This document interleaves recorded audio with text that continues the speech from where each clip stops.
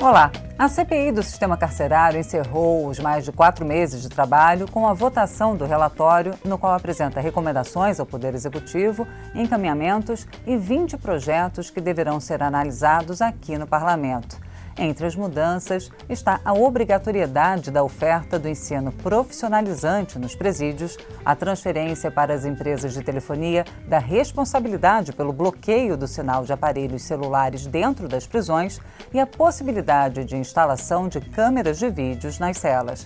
Para explicar melhor essas e as demais propostas apresentadas pela CPI, o Brasil em Debate convidou hoje o deputado Alberto Fraga, do Democratas do Distrito Federal, que presidiu os trabalhos da comissão, e o deputado Edmilson Rodrigues, do PSOL do Pará. Eu sou Fabiana Mello e o Brasil em Debate é um programa da TV Câmara e da Rádio Câmara. Deputados, obrigada pela presença aqui no estúdio. Fabiana. E eu gostaria de iniciar perguntando, deputado Alberto Fraga, os 4 meses e meio não prorrogar os trabalhos da CPI foram suficientes, na opinião do senhor, para para diagnosticar os problemas? Não, não foram, porque o retrato do sistema prisional brasileiro é lamentável, é triste, é caótico. E isso todo mundo está cansado de saber. E em cada presídio, em cada estabelecimento que a CPI chegava, se deparava com um problema. O fato comum, a coisa comum, é a superlotação e as más condições de vida dentro das celas. A superlotação. Então não é privilégio de nenhum Estado dizer, olha, o meu sistema prisional não está superlotado ou está superlotado. Não, todos têm esse mesmo problema.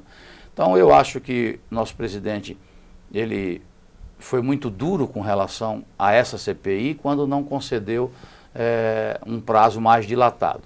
Nós já tivemos 3 CPIs, 3 CPI do sistema prisional. A última foi em 2007, funcionou por quase 2 anos. Promoveu um relatório, né? Nosso relatório, embora com um prazo exíguo, mas eu tenho certeza que vai ser um relatório, foi um relatório propositivo, e que se as autoridades públicas, se os governadores, se o governo federal realmente quiser dar um passo para melhorar o sistema prisional, o caminho nós estamos dando. Obrigada, deputado Alberto Fraga. Deputado Edmilson, na opinião do senhor, quais pontos são mais polêmicos? Assim, com quais pontos o senhor não concorda do relatório? O relatório é positivo em vários aspectos, houve muitos consensos, né, muitas vitórias, né, desde a arquitetura das penitenciárias, sugestões de tecnologias novas, né, até mesmo do ponto de vista da política prisional. Olha, audiências de custódia, nós consensualizamos a importância do trabalho, a política laboral, para que os presos possam passar por um processo de reintegração após a prisão e durante ela, né? E pagar as despesas que o Estado está tendo com ele, porque quando ele recebe e deixa uma parte, como em Santa Catarina, ele está pagando a prisão, o gasto que o povo está tendo por conta do crime que ele cometeu. Isso é importante para ele, para a família dele, e a possibilidade de retornar a uma situação de paz, né, convivência na sociedade, né? Então, a audiência de custódia é um grande avanço. Você tem 24 horas uma decisão de um juiz, porque a superlotação, e o deputado Fraga há de concordar, geralmente você chega numa penitenciária como a do Pará, que nós visitamos, a PEN 3 na região metropolitana, de 600 presos, 300 e poucos são temporários. O batedor de carteira ali, aquele menino, que deve ser punido, ele fica junto com o chefe lá do PCC. E aí ele vira... Sendo arregimentado, provavelmente. Arregimentado, porque ele tem que optar. Em Pedrinhas, que foi um choque para nós, tem avanços nesse período mais recente, é verdade, mas é uma situação muito difícil, 800 presos. Ou você está filiado ao PCM, ou está filiado ao bonde dos 40. E agora uma terceira que desossa, ferve e come o morto. Então, 3 facções... ADM, né? Anjos da Morte. Anjos da Morte, possíveis. Vê só, e cerca da metade também é de temporário. Então, as audiências de custódia, avanços. Tem um ponto que é o mais polêmico, que eu vi relações com empresas privadas importantes em vários lugares, em Santa Catarina, por exemplo, várias empresas até transnacionais produzindo telefones, cadeiras de odontologia, bicicletas que você vê a classe média andando pelas metrópoles brasileiras, feitas por presos, né, que recebem e pagam, inclusive, para sustentar a sua prisão. Agora, ou seja, a terceirização convênios. Agora, o problema assim, da privatização é uma divergência. Pelas experiências que ocorreram no Brasil. O Paraná, que está retroagindo porque está saindo muito caro. Santa Catarina, as 4 terceirizadas, também passam por um processo de reversão, porque a média está sendo, deputado, R$4.000. E eles estão conseguindo, através do próprio Estado, gastar em torno de R$1.300, R$1.500 por preso. Agora, né? há uma confusão, deputados, entre o conceito da gestão do presídio, ou seja, isso que eu ia falar. Eu ia perguntar isso, porque a gestão do presídio continuar sob controle do Estado e a parceria público-privada na oferta de trabalho dentro do presídio, ou seja, a empresa produtora investir na construção de um parque industrial ou da oficina para que o curso...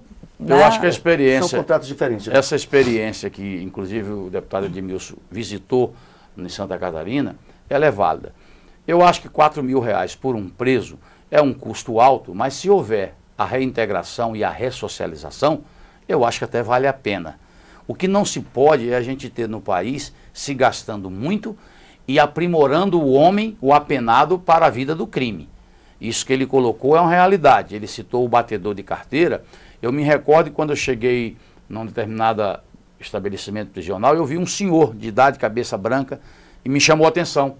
E eu falei assim, vamos naquela cela. Quando eu cheguei lá, eu falei, o senhor está aqui por quê? Ele falou assim, fiança, doutor.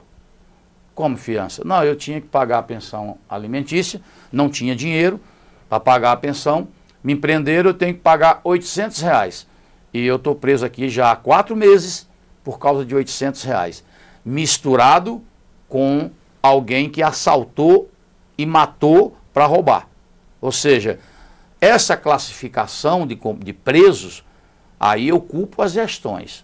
E aí é onde eu digo, as gestões são, vamos dizer, as mais responsáveis. A falta de gestão é o maior problema do sistema prisional brasileiro. É o maior problema.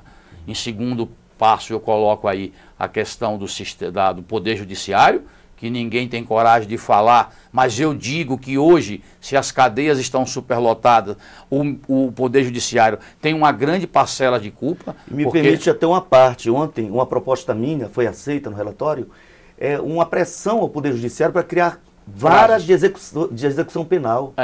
Porque no Pará tem 2, tem estados que não tem nenhuma. Então, o juiz comum que vai analisar, aí você vê o camarada pagando porque não pagou pensão alimentícia e até já cumpriu a sua obrigação, preso 4, 5 meses, junto com bandidos de alta periculosidade, o que é uma injustiça, por falta de decisão da justiça, por falta de defensores públicos, não é? Então, fortalecer as instituições foi uma das bandeiras da CPI. O que você acha que vai sair dali? Vai sair um cara revoltado, que o Estado deveria fazer alguma coisa, não fez. Com relação à questão das privatizações, eu acho que a gente sabe que o governo, eu não sei o que é, só pode ser incompetência, porque gasta-se muito. Você vai ver, nós vimos a média de preço de uma quentinha nos presídios, chega a quase R$20. Isso não é normal no mundo civil aí fora, aqui na vida você come por R$9, R$10 uma quentinha. Quer dizer, e aquela coisa, todo mundo reclama da comida, que a comida chega podre, a comida não presta. Quer dizer, o governo tem que ter a direção, a fiscalização. Agora, eu não acho, e nós não podemos ter essa barreira ou esse preconceito para você privatizar limpeza, serviço médico, alimentação, uma série de coisas. Agora, aliado a tudo isso, nós temos que botar o preso para trabalhar. Ele citou como exemplo a Intelbras, os telefones, as cadeiras de dentista, da Olsen, né? Eu vou dizer, eu vou por o mais trivial. Você já imaginou quantos os governos gastam por ano para consertar carteiras escolares que são destruídas Pelo vandalismo, sim, dos nossos alunos nas escolas públicas. Os uniformes escolares que poderiam ser feitos Isso, também. por que que os presos não podem fazer isso? Né? E aí, como ele falou, que eu acho que é muito avançado, o preso produzir lá dentro, evidentemente, receber alguma coisa para que a família dele tenha uma assistência. Mas olha, nessa eu questão, concordo eu queria com esses convênios, nessa viu? questão... Eu tenho concordância, inclusive fiz referência à experiência de Santa Catarina, que me impressionou muito. Então são várias empresas. Tem uma que é interessante, o cidadão ocupava um terreno do Estado ao lado da penitenciária.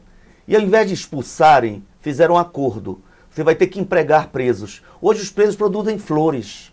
E a invasão se transformou. E a invasão Uma produção. Uma produção. Então, esse tipo de convênio... qualificação profissional. Eu concordo, mas há realmente aí um risco com as privatizações, as PPPs mesmo, porque é o seguinte, as empresas vêm, constroem e depois elas praticamente dominam tudo. Elas pagam apenas 46% do custo de empregado.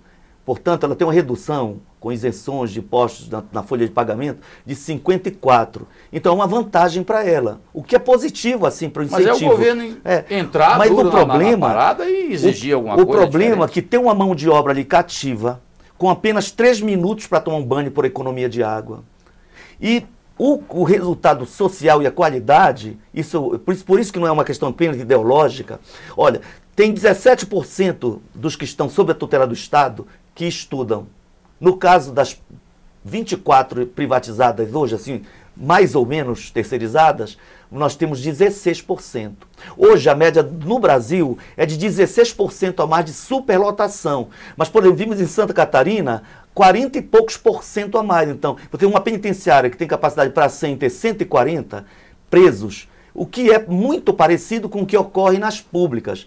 Então, para justificar um grau avançado de terceirização, só se tivesse uma repercussão muito positiva do ponto de vista da ressocialização, digamos assim. Mas o que nós percebemos que isso não é superior e, ao mesmo tempo, o custo, às vezes, é 3 vezes maior do que quando o Estado investe diretamente. Daí a divergência. Certo, deputados, a gente vai continuar abordando esse tema da questão do trabalho nos presídios e os outros do relatório, mas dentro de alguns instantes. O Brasil em Debate vai fazer um rápido intervalo e volta já. Não saia daí.